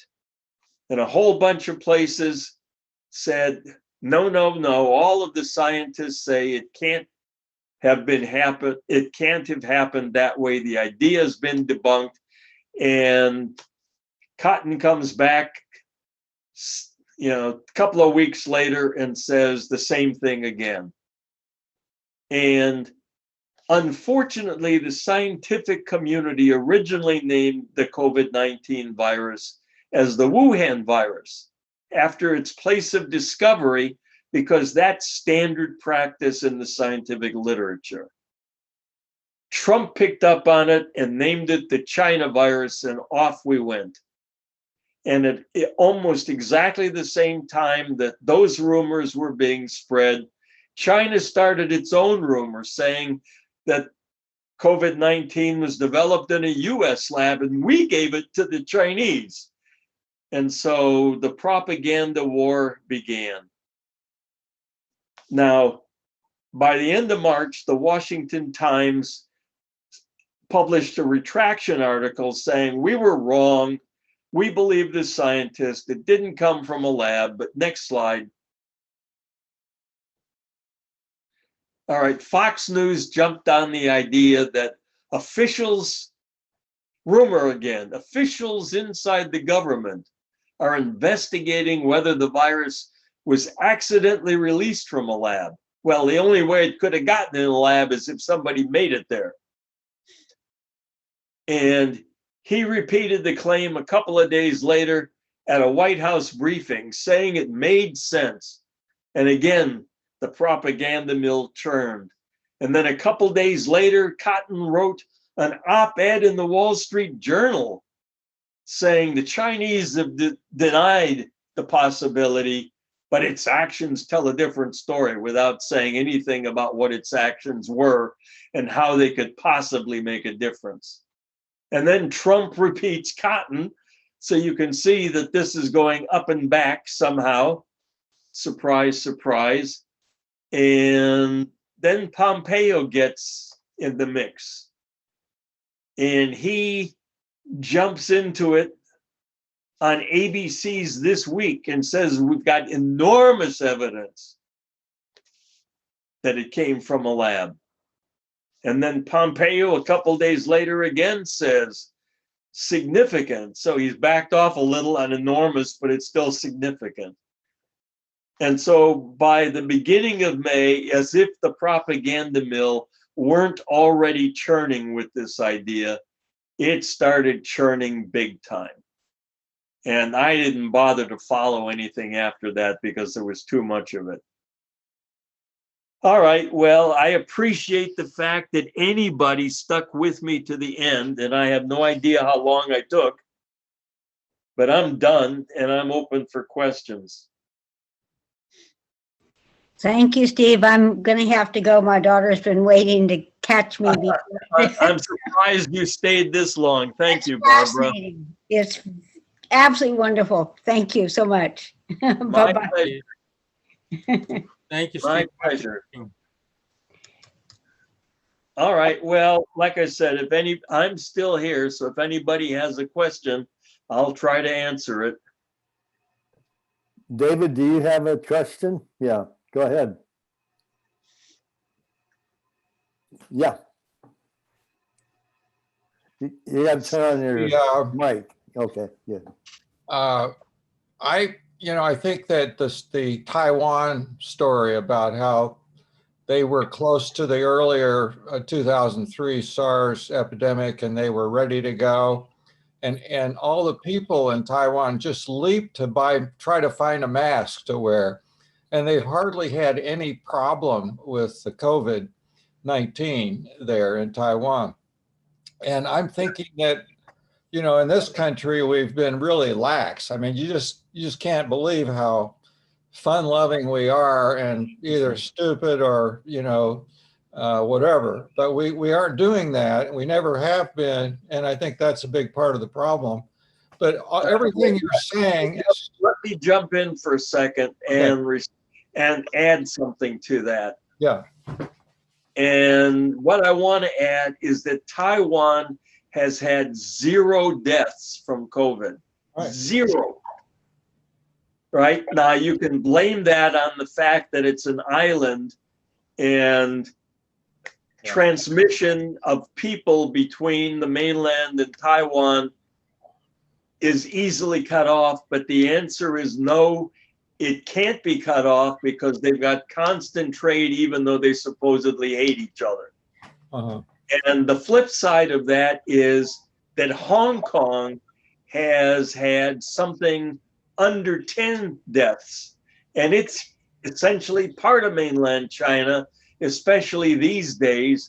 And all of last year, there were people and goods going up and back between them. And so all of the simple methods that you were talking about, wearing a mask, social distancing, good hygiene, basic and tracking the virus and contact tracing programs that were really strong because they'd already instituted the idea because of SARS. So they didn't have to invent it again. Those 4 things basically stopped COVID cold, not just in Taiwan, but in Hong Kong as well. Okay, I'm sorry I interrupted. Go on.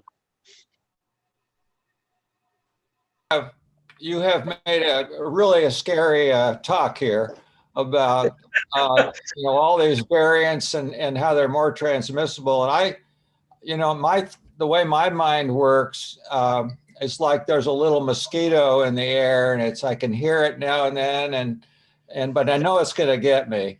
And so when I'm out running and I'm all by myself, and a bunch of bicyclists come by, 5 of them panting, working hard, and I've had a little bit of dialogue with an atmospheric scientist years ago when we did a study about a air pollution problem. I mean, you can have a microclimate in a single block, and how you can just say glibly, if you're outdoors and there's nobody within 6 feet, don't worry about it. I think with the increased likelihood of penetrating a cell, that means that a smaller dose can get you. I mean, that's what it means to me.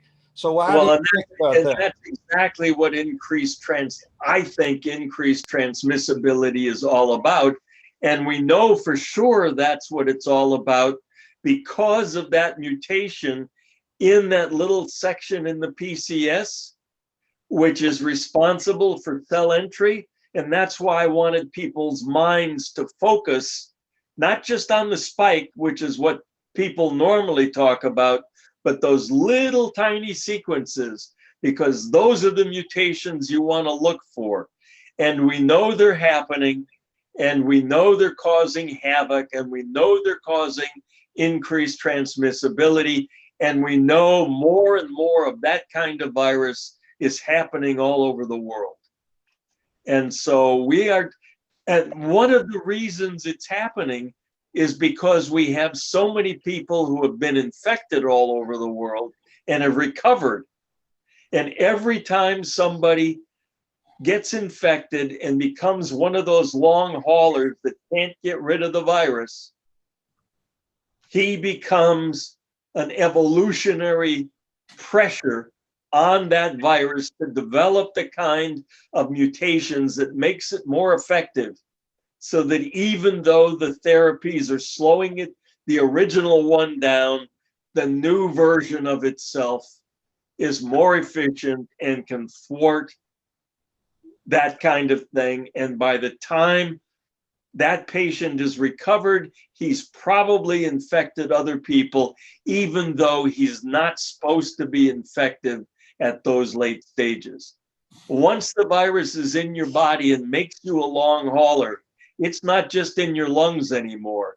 If you remember from an earlier talk, that ACE2 receptor is everywhere in your body, including on the lining of all your blood vessels. So once it gets into your lungs, it transfers into your circulatory system and goes everywhere in the body, and every single organ in your body has epithelial cells. And so every single organ, whether it's your brain or your heart, or your kidneys, or you name it, it has COVID infection in it. And that's what most people die from, some kind of an organ failure. And that's what the kids die from, a massive infection that's spread all over their bodies that their immune systems can't handle anymore. So they look like they're fine for a long time until all hell breaks loose. And then all of a sudden, off they go, and they're dead too. Is that the angiotensin converting enzyme, the same one that the ACE blockers are? Absolutely. Oh my God. That's everywhere. The ACE2 receptor is we think of it as a receptor that's in the kidneys. All right. And it's part of the cycle that keeps kidney homeostasis and therefore blood pressure in check. Yeah. And that's why it's everywhere in the circulatory system. Yeah. Because wherever blood goes from the kidneys into the kidneys, it's going through a blood vessel, and that blood vessel has ACE2 receptors on it. And so, yeah, that's exactly. And the scary thing is to remember is that SARS also uses that same receptor, the ACE2 receptor, but it was barely infectious. Yeah. Because it didn't have that cell entry mechanism that COVID-19 virus picked up. So it had to use a much less efficient process for getting its RNA into a cell, because otherwise it's pretty much the same kind of virus as COVID-19. And so that particular little 4 amino acid sequence that turned the cleavage site from an inefficient one, because it's not polybasic, to a polybasic one, so that furin could really get in there and chop it. Jesus Christ. Right? That's all it took, that one kind of insertion, to turn the world upside down and give us the COVID pandemic. And yes, that's scary. Okay. I'm sorry, but yes, that's scary. All right, I have a question, Steve. Yes, ma'am. It seems to me that with all you've said, that maybe the vaccine isn't the wisest approach long term. What's happening in actual treatments? I mean, if the vaccine can constantly outmutate our rate, not only of developing a new vaccine, but then trying it and then rolling it out, we know how inefficient that has been. Let's say we get some variant that the immunization doesn't protect us against. I've seen very little on treatments. That might be well, the answer is very few treatments have been approved, but if you look at the right sites, you will find that there are hundreds of treatments in development. There are literally hundreds of treatments in development, some of them very near term, a lot of them small molecule treatments, which is good news because, as I showed in one of those first slides, it doesn't matter what the sequence of the genome of the virus is, those small molecules intercept a pathway to viral replication that doesn't depend on the sequence. And so those are going to be good no matter what, and there are lots of those coming down the pike. Could you send everyone a link to that site? I'd really be curious. Well, it's you have to look at a compilation of many sites.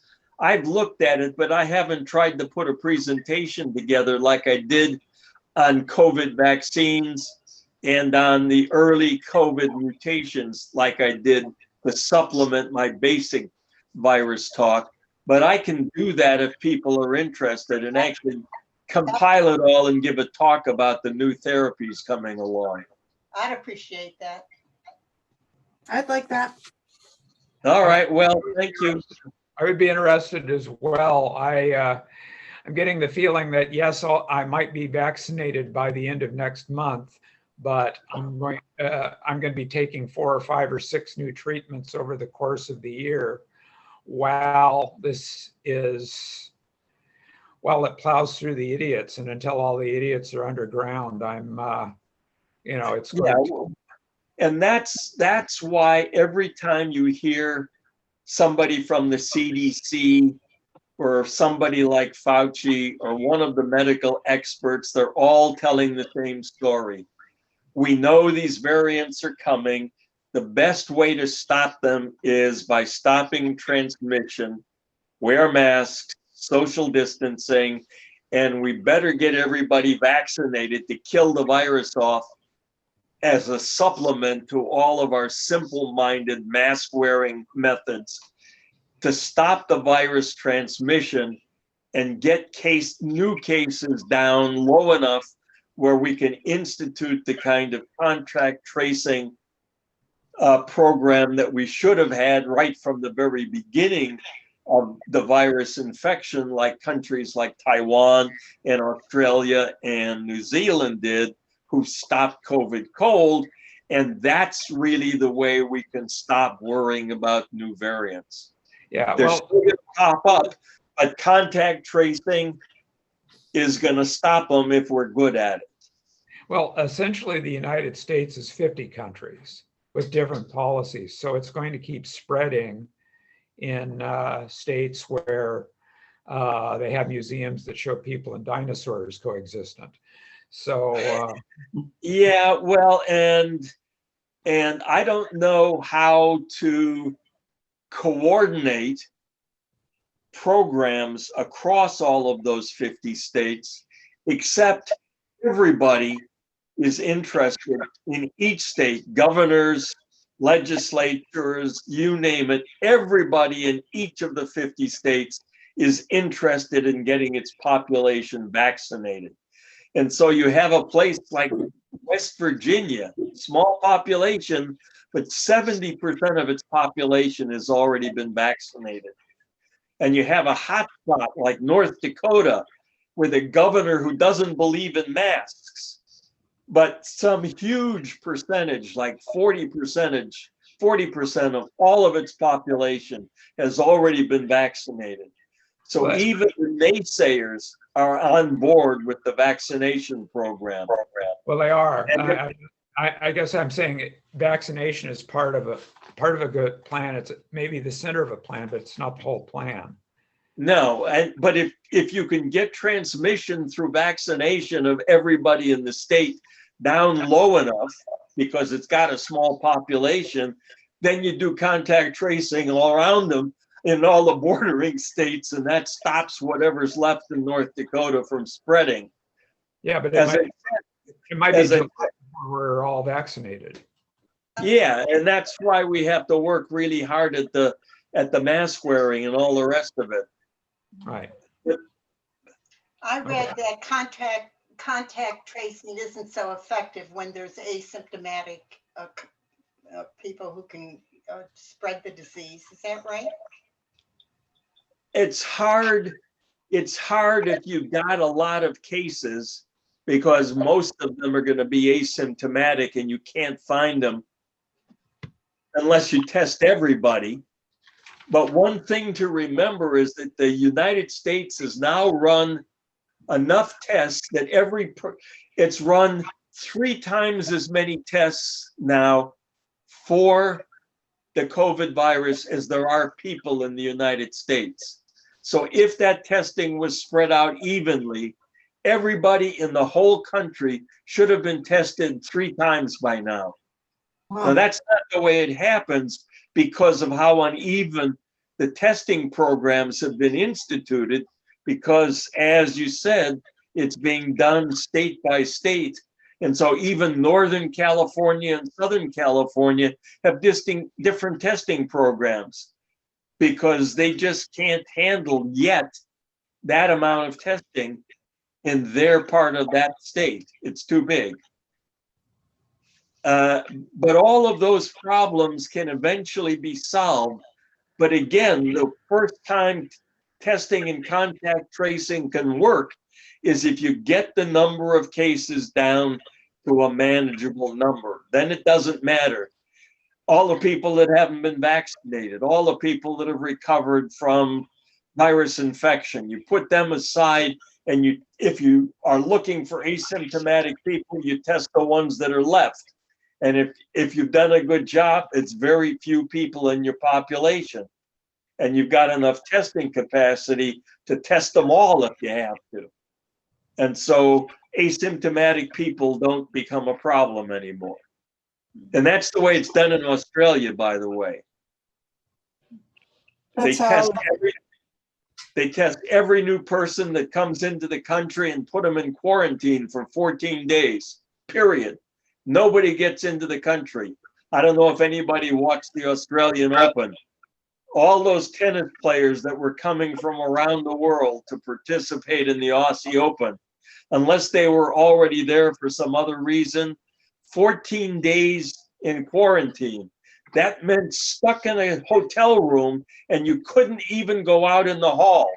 You were in your room by yourself or whoever you had traveled into the country with for 14 solid days. And then you were tested to be sure you were negative before they let you out of the room. That sounds So like my the life Aussies for the don't mess last around. year. Eve, you had something? I was just saying 14 days, I mean, a piece of cake, that sounds like my life for the last year. I'm sure you went out for food shopping and stuff like I did that. not. You starved? You had it all delivered? I can explain the details offline, but I did not go shopping, no. All right. Well, and in fact, the people in the room are athletes, and they ate a lot compared to even normal people like me, who eats a lot. And so basically what they had was all of their food was wiped down in whatever containers it was in and stuck outside their door. And then the person who brought the food to them left the corridor and they opened their door and picked out the food and went back in their room. So they didn't go out to do anything. It was all done by delivery. But the Aussies have a great idea. They have special hotels and special people to keep track of all of the people in those quarantine rooms. 1, to make sure they don't break the rules, and 2, to make sure they got everything they need so they don't want to break the rules except for going crazy in a confined space. Can you imagine an athlete who spends 4 to 6 hours a day minimum exercising, suddenly stuck in a room with no exercise equipment, no ability to run, no ability to swing a tennis racket except in the confines of that room? I don't know how big they were, but in a lot of rooms like that, you'll hit something if you swing a tennis racket. So, you know, a lot of people went through it, and the Aussies actually had an audience for the Australian Open matches. But even with no cases and all of this Falderall, they still limited attendance to 25% of the normal capacity, and everybody in the stadium was wearing a mask. And if they didn't want to wear a mask, they were kicked out of the stadium and put back in quarantine. So the Aussies didn't mess around. And then all of a sudden, a couple of new cases showed up in their contact tracing in the area, Victoria, where the tennis matches were being held.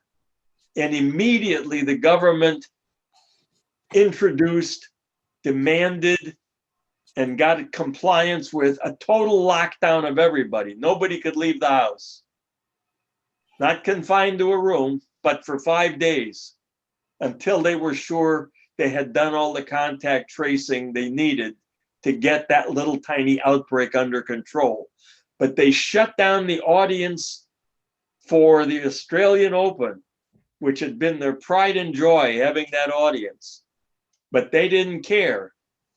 It was a huge problem for their economy, the whole thing, because how do you have tourists? Every time a tourist wants to come watch the tennis matches, they have to stay in a little room for 14 days before the Aussies let them out.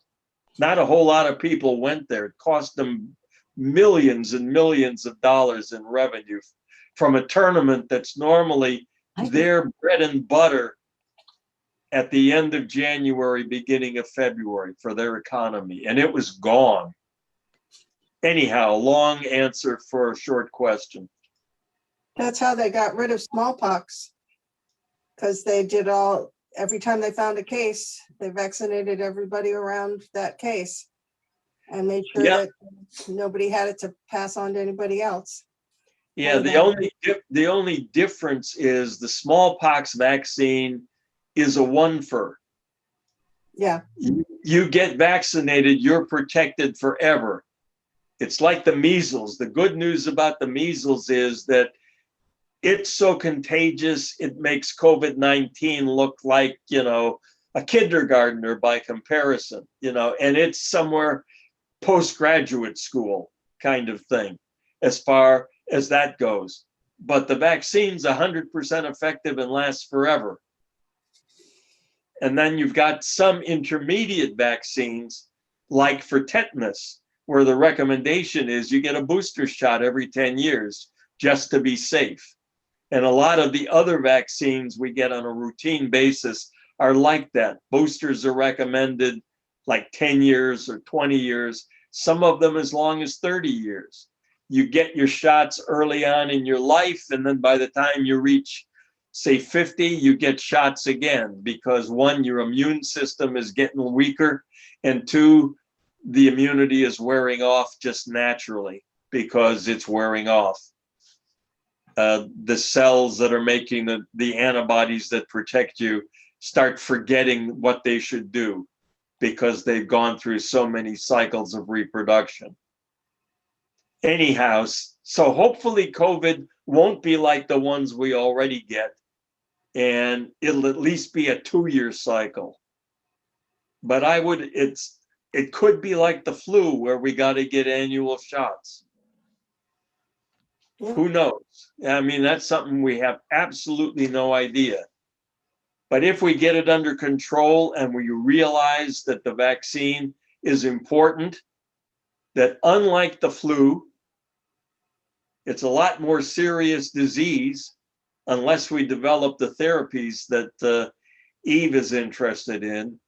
We're going to be much more diligent about taking our COVID shots than we are about taking flu shots, because only about 40 to 50% of the population takes flu shots.